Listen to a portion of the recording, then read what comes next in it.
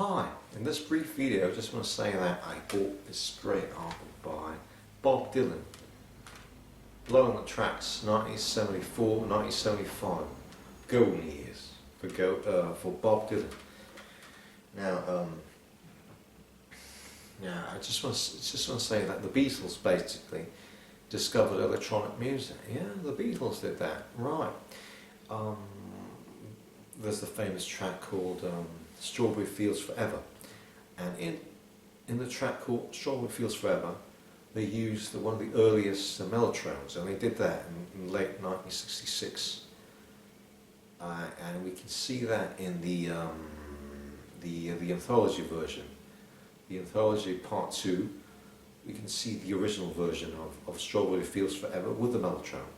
So that's one of the earliest synthesizers in the world.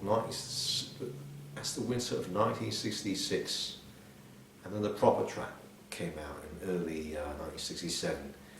Well, it had the orchestra in it, but it still had, you can still see part of the mellotron at the beginning of Strawberry Fields Forever. Now, on the Magical Mystery Tour, the proper album, the Capitol version, not the original EP, the later Capitol version, the American version, there's an amazing song, again composed by Lennon. Lennon wrote Strawberry Fields Forever, and he wrote a song called Baby You're a Rich Man, an amazing, underrated song, and it's got some early synthesizer on it. Now later on we go on to 1968, and in the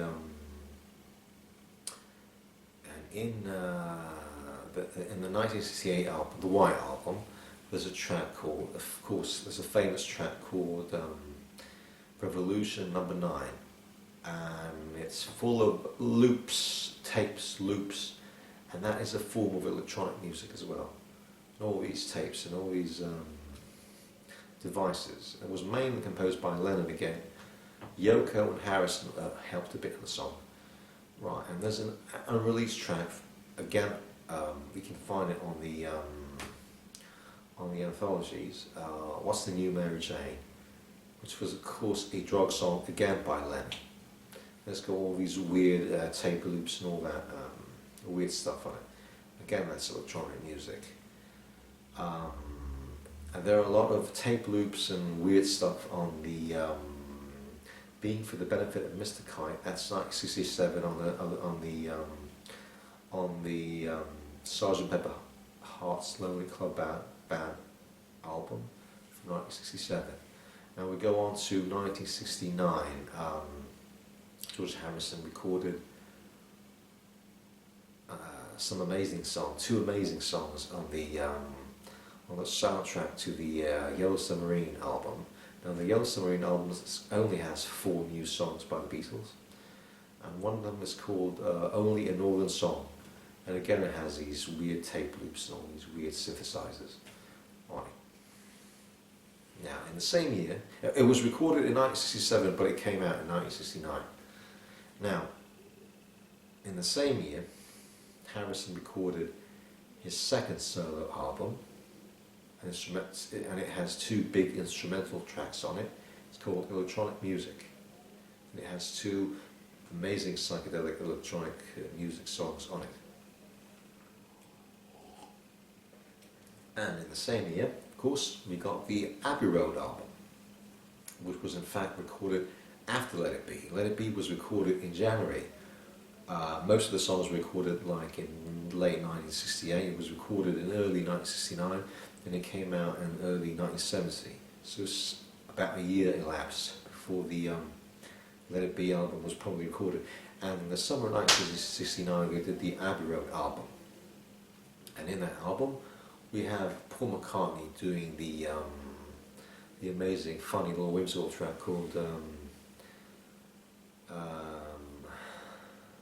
Bam Bang, Bam Bam Bam. It's got the synthesizer on it, and we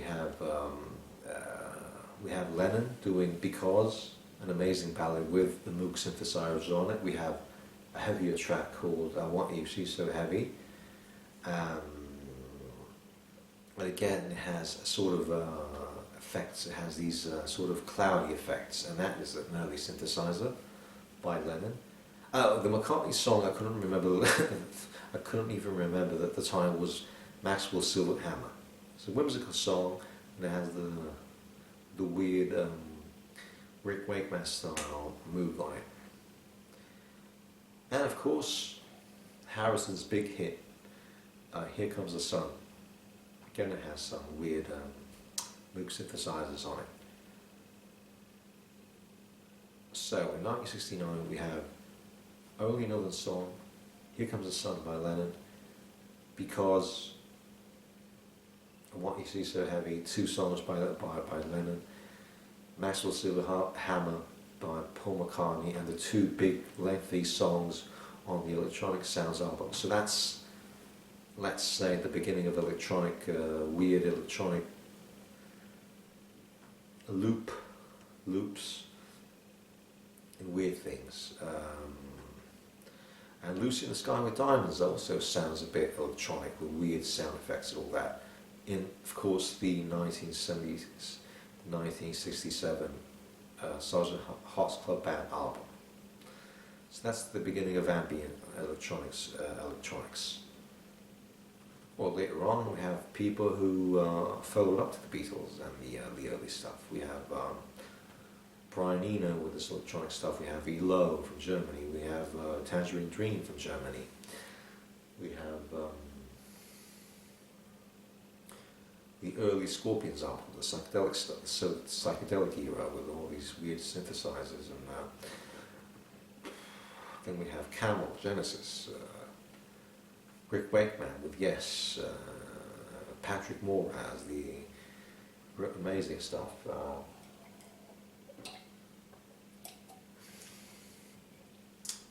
Queen didn't record any. They desisted from using synthesizers and electronic stuff up until 1980. Right, that's a different story. But anyway, if I start from the songs I mentioned during the Beatles era, we have ambient music, Tangerine Dream, we have Eloy's, early Scorpions, Genesis, Camel, you name it, Brian Eno, using all these weird synthesizers, Pink Floyd, Rick Wright did all that electronic stuff, all that amazing stuff, and the Ummagumma album on the, you name it, Source of All Full of Secrets, and all these weird Moog synthesizer effects, weird effects, and so anyway, and we also have some early synthesizers by the Doors and even by Simon Garfunkel. So we have weird synthesizers on, let's say, like Strange Days, songs like Strange Days, or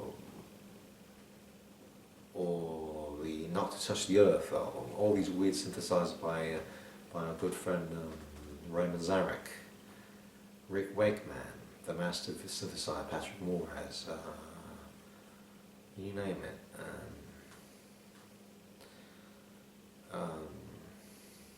And also Geoffrey Downes from Asia was a good synthesizer player, really good synthesizer player.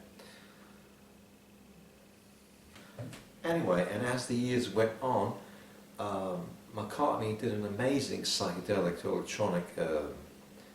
electronic instrumental piece called Indian, the Loop on the Moon, in his Red Rose album.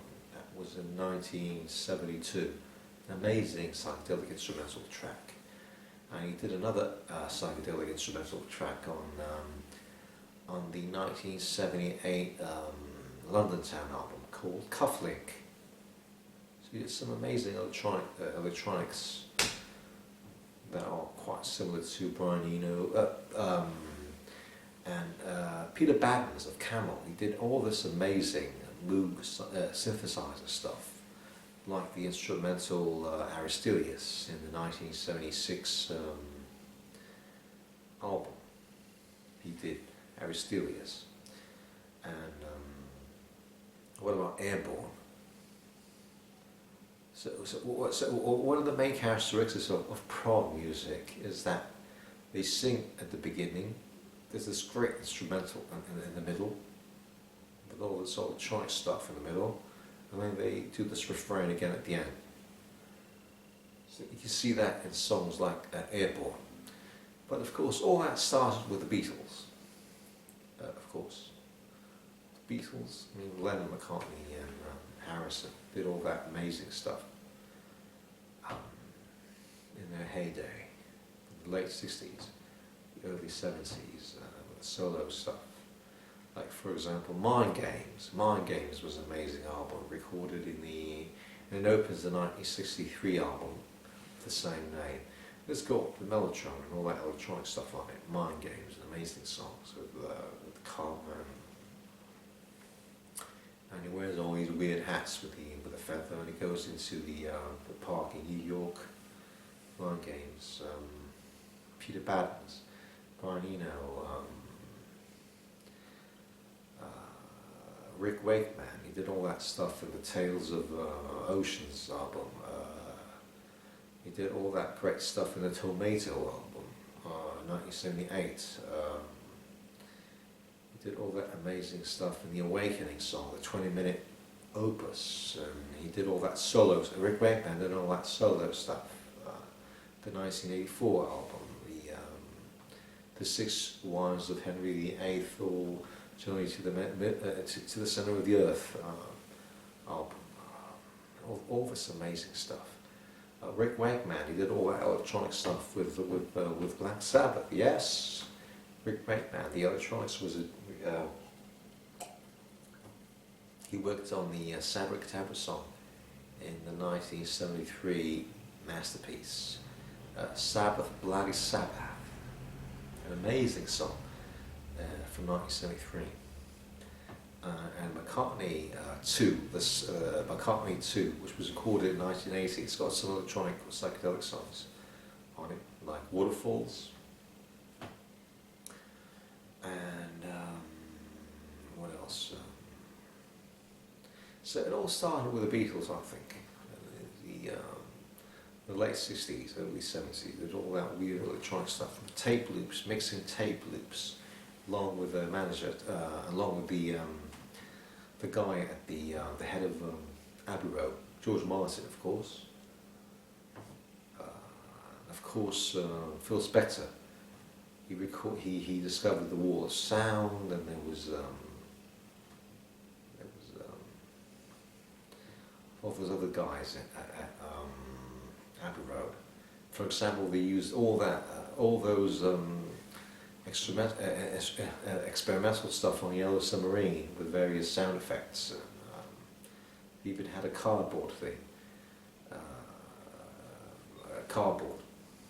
when they did the Yellow Submarine song. So, what about Tomorrow Never Knows? Tomorrow Never Knows from the Revolver album. Again, they used loops and tapes and all that stuff, and they recorded an electronic thing. It was not actually a synthesizer, but mixing all these tape loops and all that, it gives us the ambient sound. Tomorrow Never Knows. Tomorrow Never Knows was, again, it was covered by Phil Collins, and it was one of the few good songs he did in a solo career. I'm not really impressed by the solo career of Phil Collins, but his cover of Tomorrow Never Knows by the Beatles is amazing. It's truly amazing. Genesis. Peter Gabriel used all these, all that electronic stuff, along with Tony Banks. Tony Banks was an amazing electronics wizard. Tony Banks was a second Rick Wakeman, who did Genesis, all that stuff, on the Selling England by the Pound album.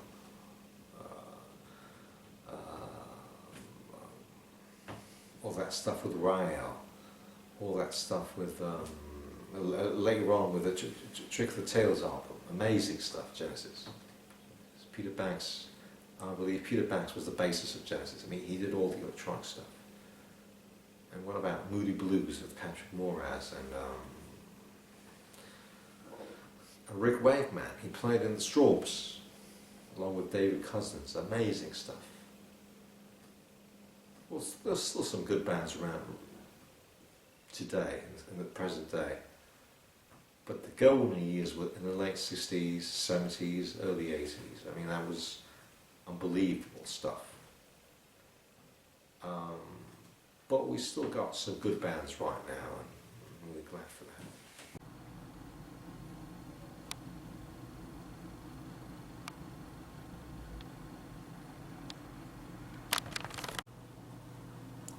Wakeman.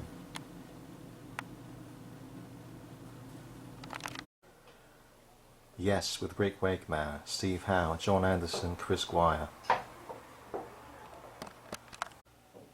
The Doors with Jim Morrison, Ray Manzarek and Robbie Krieger, and the drummer Densmore.